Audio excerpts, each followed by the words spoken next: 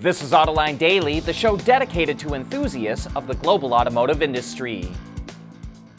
Sales of new cars are down sharply in China, yet automakers are flooding the market with new models and the situation is totally out of control.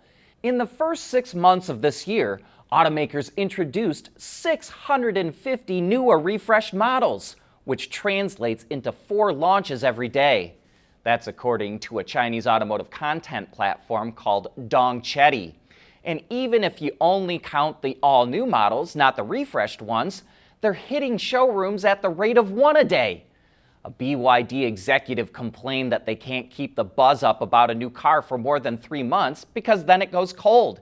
So here's our Autoline insight. This is a key reason why most Chinese automakers and their dealers are not making money. And it shows why Chinese authorities have warned the industry of what it calls involution, or a hollowing out of the industry. Right now, massive amounts of exports are propping the industry up. But if anything happens to slow those exports down, the Chinese auto industry will have a full-blown crisis on its hands.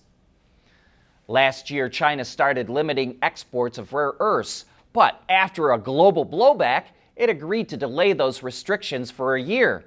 Well, we're almost a year out from that, and if China implements its full restrictions, it could have a massive impact on the auto industry, according to the International Energy Agency.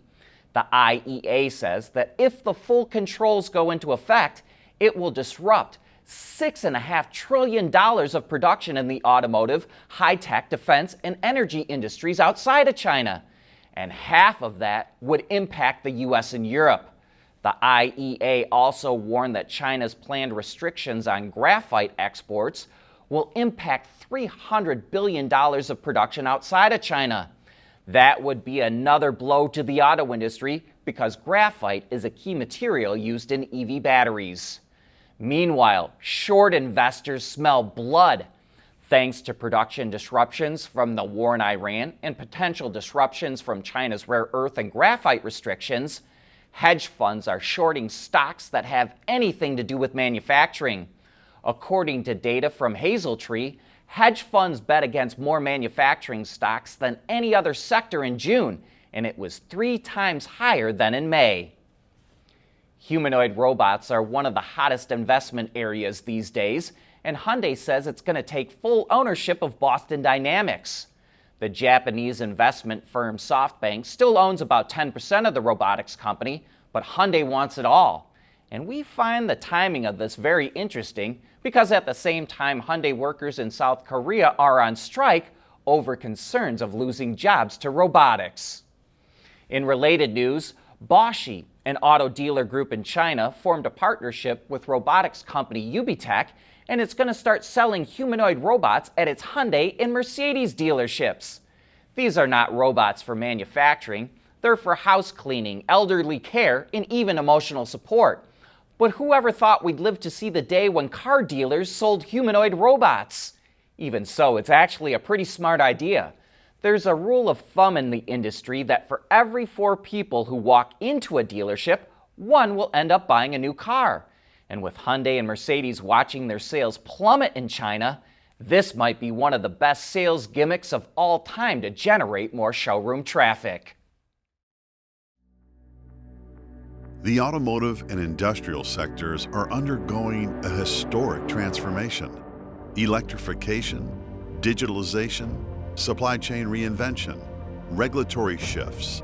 The pace is accelerating and the pressure to adapt is real. This is not a time for hesitation.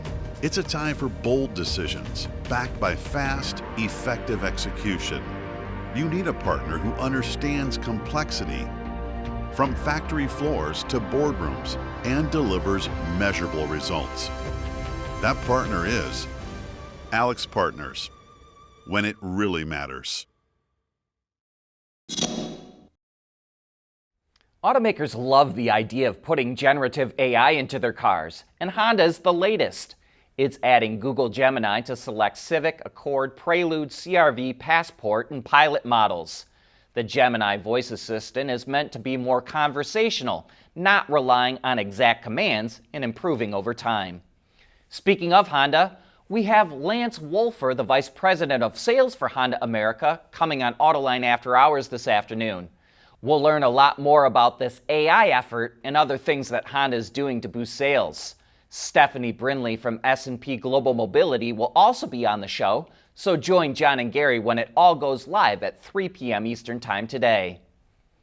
Toyota launched Lexus in 1989 with the LS, and for 36 years it was the brand's flagship model. But sales started slumping a decade ago, and last year Lexus sold barely 1,000 of them in the U.S. market. So Lexus is axing the LS and is coming out with a bigger all-new version of the ES that is awfully close in size to the LS. It's 6.5 inches longer, 2.2 inches wider, and 4.5 inches taller than the old ES, and is actually taller and wider than the outgoing LS. The new ES is offered as a BEV or a hybrid, and at just under $48,000 for the base BEV, it's actually priced slightly lower than the base hybrid. And a Lexus EV under $50,000 is a pretty aggressive price. Lexus started developing this car several years ago in the middle of EV mania. It originally thought the sales mix would go 80% BEV and 20% hybrid. Now it's switched that mix around. Back then, Lexus also thought it would be a good idea to make the new ES in Japan. But today, that means Lexus has to eat the 15% import tariff for everyone it sells in the U.S. market. Yesterday, Rivian invited us out to its development, prototyping, and testing facility in Plymouth, Michigan for a deep dive into the new R2 SUV. Two of the big things I took away were that Rivian is bringing a lot more in-house, and it's trying to reduce complexity wherever it can. The vehicle's energy management module is a good example of this, combining 5 units into one. For the R1, the DC to DC converter, the onboard charger, the AC to DC converter, the battery management system, and the low voltage distribution box are all separate units and are all supplied by suppliers. But now that's all done in-house and is packaged into a single unit that bolts to the battery pack. The company took a similar approach with the R2's infotainment and connectivity controllers. The R1 uses 5 expensive high-powered chips on multiple circuit boards to control safety, computer vision, audio, infotainment, connectivity, and telematics. But those were consolidated to one even more powerful chip on a single circuit board. This reduces cost, which is important because infotainment is the second most expensive electronic unit in the R2, right behind the ADAS unit. For the same reason, Rivian says it will also start making its own ADAS chips in-house. And it's not just electronics. The all-new drive unit called Maximus has 240 less welds, 30% fewer fasteners, features integrated electronics, multiple areas of parts consolidation, a lower profile, and a 40% increase in power density. While there's even more we could go into, we'll be posting a video soon that takes a much deeper dive into the new R2.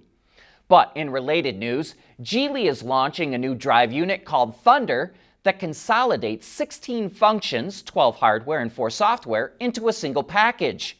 The company claims a comprehensive efficiency of nearly 94%, which would be a record for a production vehicle.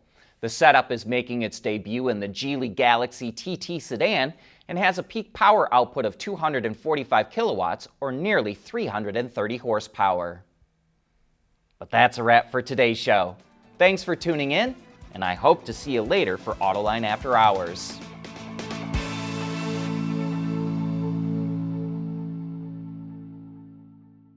Autoline Daily is brought to you by Alex Partners, when it really matters. CSP, the Composites Solution Partner. Intrepid Control Systems, over-the-air engineering, boost your game. And thanks to the following YouTube and Patreon members.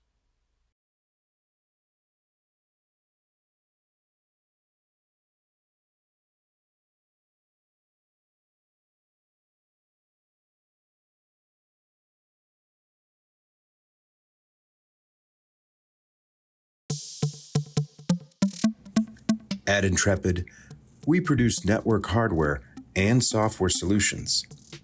enabling vehicle manufacturers to innovate and design the next generation of modern mobility.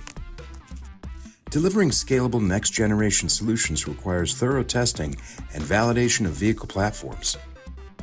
Intrepid's Neovi Cloud platform helps manufacturers quickly identify diagnostic trouble codes and defects by pinpointing which vehicles have specific software versions. This allows them to isolate non-compliant vehicles in real time using analytics, part numbers, DTCs, and organized, secure, cloud-based data. All of these steps ensure vehicles are cleared for production and ready for the road, taking your fleet testing into the future of mobility. Intrepid Control Systems, driven by your data. At CSP, we work with OEM engineers across the country on their journeys to lighter, safer, and more eco-friendly vehicles. Learn more at thecsp.com.